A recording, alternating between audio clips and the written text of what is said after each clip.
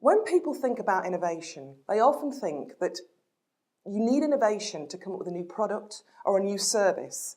But innovation can reach so much further. When you want to come up with something like, we need to innovate to differentiate from our competitors, when you need to do things like differentiate, or you need to engage your staff more, or you need to understand what your customer needs. Say if you want to do things like social media, you need to step outside of what you do every single day. It's so easy for people they've grown up in their industry or they've grown up in their business. It's so easy to get stuck with not seeing things the way your customers see them. So what to do to actually be good at that, you need to step right outside of what you do every single day. And that's where innovation is so powerful.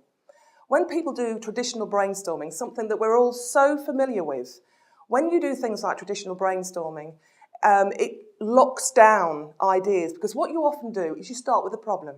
You stand there with your flip chart and you write the problem in the middle of a bubble, and then you try and come up with ideas from that problem. And when you start from inside a problem, it's so difficult to move outside. And brainstorming often comes up with tweaks to what you've been doing for years. So you end up coming up with small ideas. And I'm sure so many people are familiar with that. But when you innovate, you come right outside the problem and you start over here or over here. And that way, it means that you are coming up with fresh ideas. You don't need somebody from outside to come up with fresh ideas for you.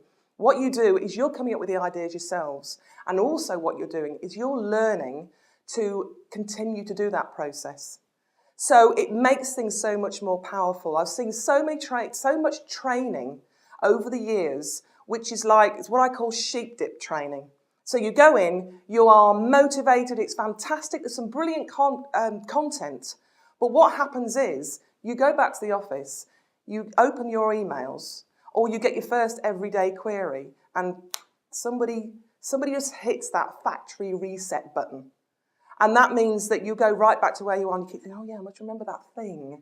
It was a really good thing. It's like when you go and see a comedian, they come up with a really good joke and you try and remember it to tell your friends, but you kind of forget, even though it's absolutely fantastic. So what we do is we embed those new learnings. We embed the new culture, because you've got to change the culture to a more innovational environment. I love working with the Think team. I love being part of the Think team, because the Think team is made up of people that have not grown up with training all of their lives.